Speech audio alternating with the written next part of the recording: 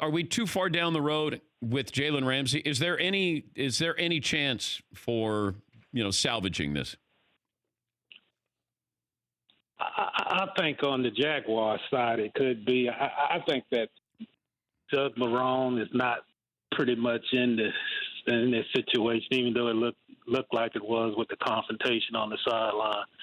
I think that management, whatever his issue is, it sounds like it could be hashed out with conversation. But I think from hearing his podcast yesterday and just I kind of think that he's ready to pull out of town here. I think that, over the years, I don't know if he just liked the philosophy that's going on there with management. Obviously, he wants to get paid. He want to get the extension. He's mad about that.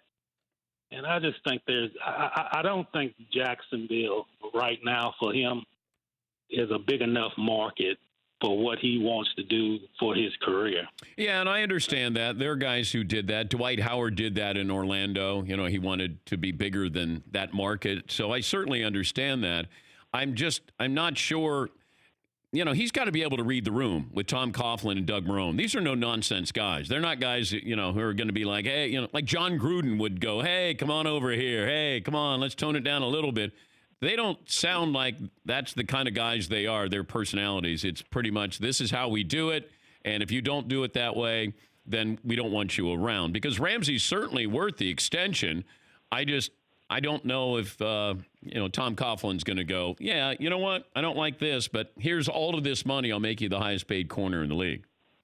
Well, Dan, you know this. I'm kind of old school guy, Young athletes now. Some of the things that Coughlin did in New York, it worked. He earned that respect because he was a hard-edged coach. But now you have these younger athletes, and they don't take into a lot of being under control. And I think that says a lot about Jalen Ramsey. He's always, you're not going to muzzle him. You're not going to keep him from showing his personality. And you can be as hard as you can, but I think if you try to take that approach, which I think the Jaguars have, I just think it's going to be a conflict. And I think with today's athletes, I covered the NBA for 12 years. It's the same thing there.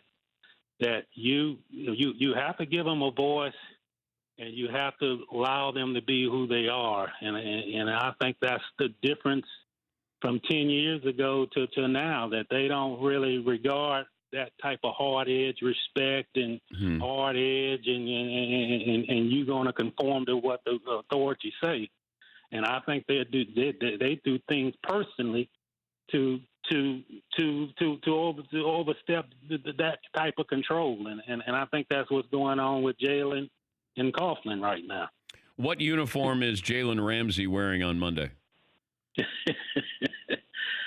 I tell you what, a lot of talk about he could wind up with the Patriots. I wouldn't be shocked if Kansas City put something together to get him. I see them. I know they might be hesitant to give up a first-round pick, but you're looking at a franchise in Kansas City that's looking for – they're patterning themselves on what do we need to do to get over the hurdle against the Patriots. Well, here's this cornerback here that can do it all.